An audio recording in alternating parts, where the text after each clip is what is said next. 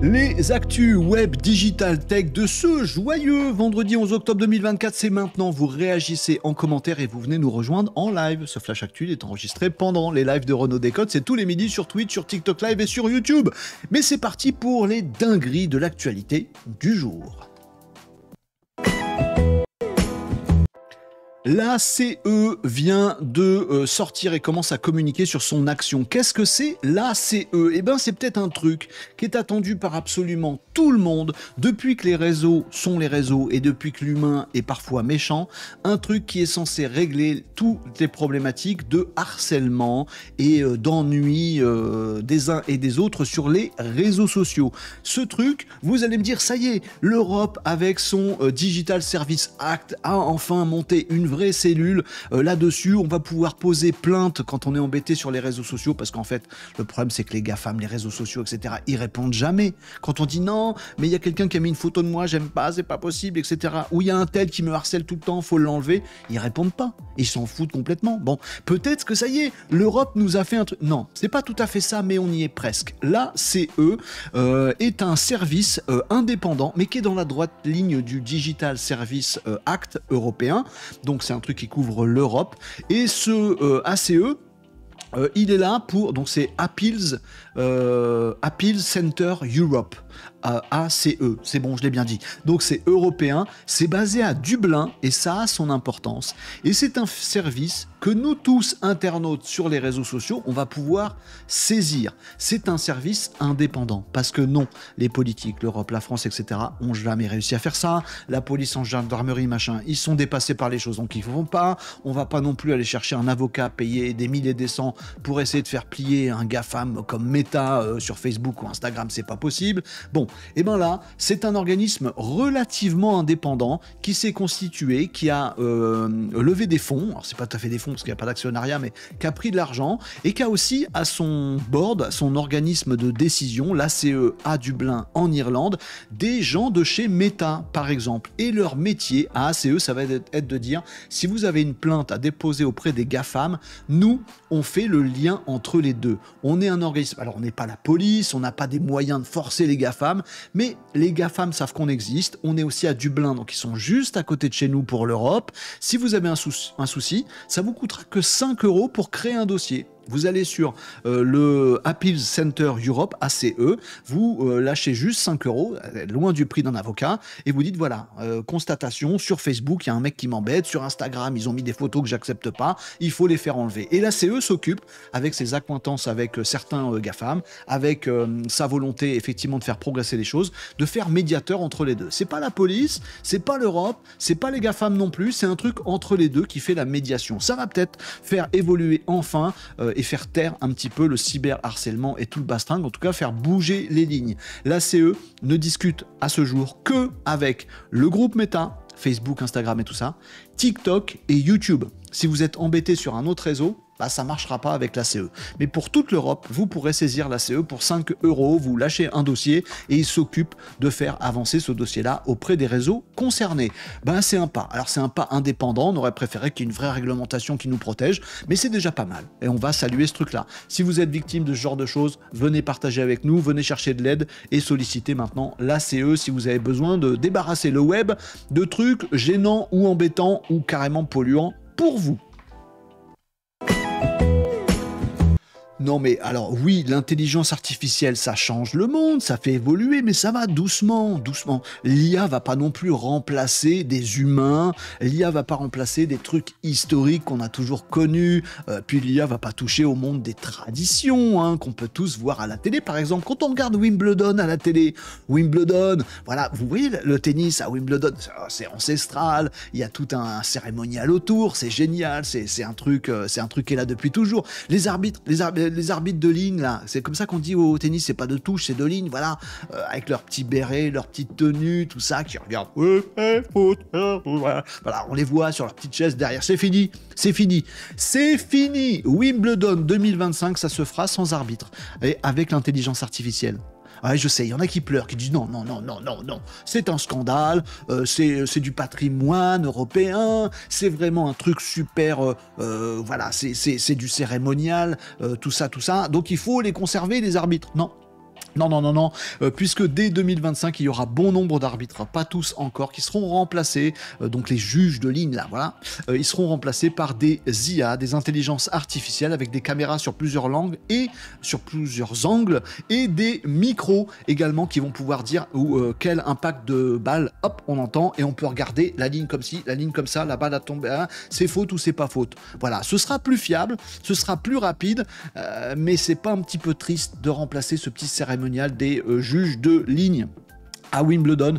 En tout cas, ils ont pris leur décision. En 2025, il y aura moins de juges et il y aura plus d'IA. Ça remplace pas des humains? Eh bah si. Les amis, il y a quelques temps dans Renaud Décode à retrouver en live, les amis, tous les midis, je vous avais parlé des dernières annonces de OpenAI et de ce qui nous avait sorti il y a quelques jours à peine. Et parmi ces annonces, un truc qui avait fait vibrer personne était OpenAI Real Time, disponible sous forme d'API. Pourquoi ça fait frémir personne? Parce qu'on comprend pas ce que c'est, Renaud, c'est du charabia ton truc. OpenAI, Real-Time, API, machin. Bah, je vous la fais courte. Vous voyez le mode vocal avancé de ChatGPT, ce truc qui vous permet sur votre appli mobile ChatGPT, avec un petit VPN pour passer sécure, de pouvoir discuter, dialoguer vraiment de façon totalement interactive, c'est le nouveau mode, avec votre ChatGPT préféré. Il a de la voix, et en plus, vous pouvez l'interrompre, lui, il peut vous dire un truc, il peut parler doucement si vous lui demandez, il peut parler dans d'autres langues, il comprend vos émotions, du coup, il s'adapte. S'il voit que vous êtes un petit peu calme, il fait calme. S'il voit que vous êtes speed, il vous parle speed et enthousiasmant. Bref, le mode vocal avancé, il est vachement bien. Ce mode vocal avancé est rendu disponible à tous. Il faut un abonnement, il faut payer, etc. Il est rendu disponible à plein de développeurs sur la planète qui auraient un abonnement ChatGPT sous forme d'API. Ça veut dire que ce mode-là, on va pouvoir le connecter à tout ce qu'on fait, à un logiciel, un petit programme qu'on met sur son ordinateur, à tout ça. Et je vous avais parlé de ce truc et je vous avais dit, ça va révolutionner vraiment le monde logiciel et l'informatique globale tel qu'on la connaît aujourd'hui.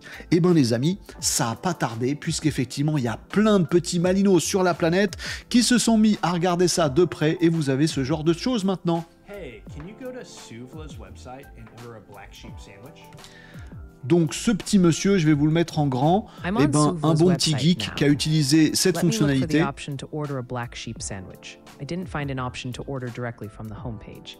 Voilà, il a connecté, il a utilisé cette API de real time et il s'est dit maintenant je vais discuter avec mon ordinateur, plutôt d'utiliser un clavier, je vais lui dire « Eh tiens, t'es mon assistant sur mon ordi », il s'est fait un petit programme Python sur son ordi, « Tiens s'il te plaît, tu vas aller naviguer sur le web et tu vas me commander je sais pas quoi, un sandwich, bliblabla ». Et donc il y a son real time en face qui lui répond « Bien sûr, on va aller regarder, attends, je vais voir sur le web, ah bah je trouve pas le truc, ah bah attends il y a un machin menu, je vais aller voir » et il parle, il discute.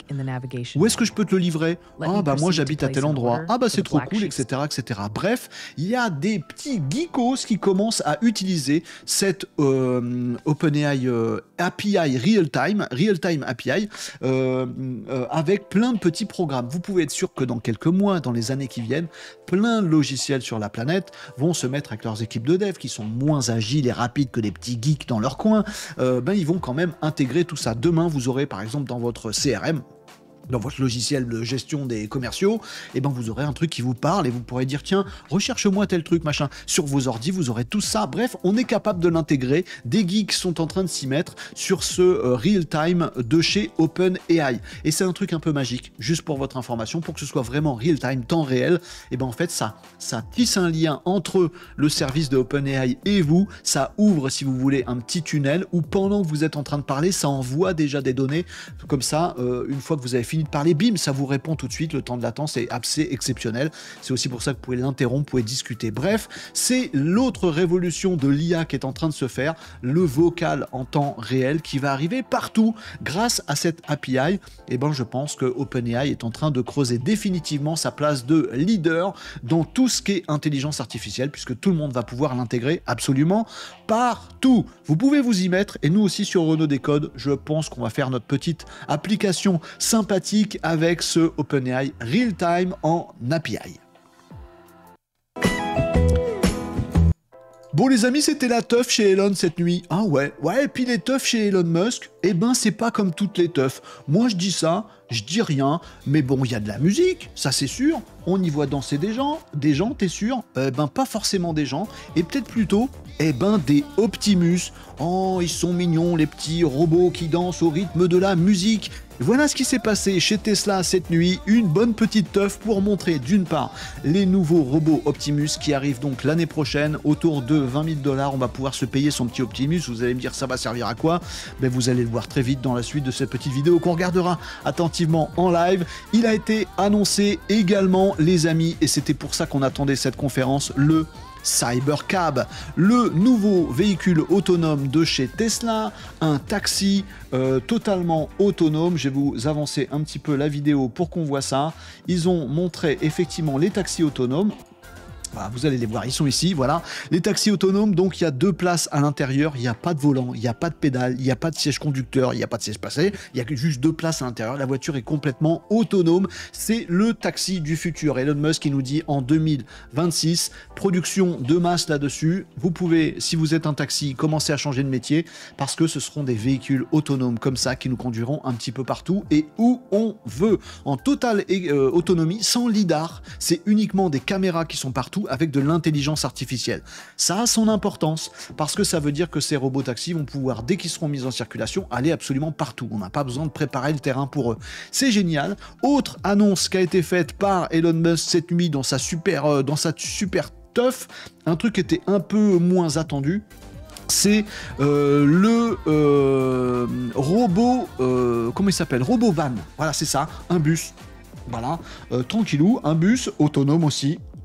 Il est là, vous le voyez ici, le robot van, il est censé demain conduire absolument tout le monde en mode transport en commun pour remplacer les bus à l'intérieur des villes, dans les campagnes, un petit peu partout. Là aussi, Elon Musk qui nous dit ça va être une dinguerie. Alors ce robot van, il est parfaitement futuriste, hein, vous l'avez vu ici. Donc là, c'était la petite démo avec le robot van et puis tout un tas de Cybercab. Il faut qu'on retienne les noms, surtout moi, Cybercab, Robovan, et puis le robot Optimus aussi qui a été bien à la fête. Juste pour information, 30 000 $, c'est l'annonce qui a été faite pour le Cybercab. Donc on va pouvoir mettre des taxis un petit peu partout pour le prix d'un véhicule haut de gamme. Donc bah voilà. Que peut-on penser des chauffeurs de taxi qui vont rester sur le carreau? Que peut-on penser de tout ça? Je ne sais pas. Mais en tout cas, la révolution est en marche. Alors attention, Elon Musk, il a tendance à faire des promesses sur les délais qui sont toujours un petit peu reportés. Voilà, pour le moins. Donc on verra ce que ça donne. Moi, la petite image qui m'a bien amusé dans cette petite teuf, là, dans cette petite sauterie, où vous avez la présentation un peu plus détaillée du Cybercab que vous voyez ici. Donc c'est deux portières papillons, vous voyez comme ça, il y en avait plein cette nuit. 2 sièges à l'intérieur, on s'installe dedans et hop, vas-y, emmène-moi je sais pas où, et puis on y va. Vous voyez, il y en avait plein. Conduite autonome, il n'y a pas de volant, il n'y a pas de pédale, il n'y a rien du tout dedans. Moi, ce qui m'a un petit peu marqué dans cette petite soirée, c'était un truc qui va vous sembler un peu bizarre, c'est ça. Voilà, ils avaient des Optimus, donc robots humanoïdes de chez Tesla, qui faisaient le service. Donc alors on a remplacé les taxis, il manque plus qu'à remplacer les barman. Salut petit Optimus, et c'est la réaction de ce monsieur qui me sidère. Le monsieur discute avec Optimus, il lui fait coucou, genre c'est marrant un robot qui fait coucou, mais regardez le comportement du mec, il commence à lui parler, et l'Optimus il lui répond, ah ouais c'est pas mal, et ben on tape la tchatch avec le robot serveur, comme on taperait la tchatch avec un vrai serveur humain, il est vrai celui-là. Bref, soirée science-fictionnelle chez Tesla, avec et les Cybercab, et les robots van, ça arrive un petit peu plus tard, et les nouveaux Optimus qui ont l'air absolument dingos. Vous voulez que votre boulot soit supprimé et être en vacances perpétuelles ou au chômage, eh ben c'est en train d'arriver. Merci Elon, ou Elon tu nous fais flipper. En tout cas, c'était une belle soirée. Voilà pour les actus du jour. On va réagir, on va réfléchir, on va débattre de tout ça, les amis. Il y a du bon à en dire, il y a du mauvais à en dire, il y a le truc parfaitement flippant de on supprime les taxis, les serveurs, tous les serveurs au restaurant, tous les services à la personne, et puis les transports en commun, les chauffeurs, les bus, les machins. On supprime tout ça. Et puis il y a le côté aussi un petit peu hype de ce truc science-fictionnel sur chacune des infos dont je vous ai parlé aujourd'hui. OpenAI, Real Time, Wimbledon qui supprime les juges de ligne, et puis c'est dispositifs qui se mettent en place sur les réseaux sociaux. Commentez-moi tout ça, les amigos. N'hésitez pas aussi à nous rejoindre, surtout en live. C'est tous les midis, Renaud Décode, une émission pour décoder le digital, forger nos progrès, ceux qu'on souhaite, pas ceux qu'on souhaite pas. Et c'est en live sur TikTok Live, sur YouTube Live et sur Twitch, tous les jours de la semaine, du lundi au vendredi, à partir de 11h45. À bientôt, les amis. Merci d'avoir suivi ce Flash Actu. Nous, on continue notre live et on débat de tout ça.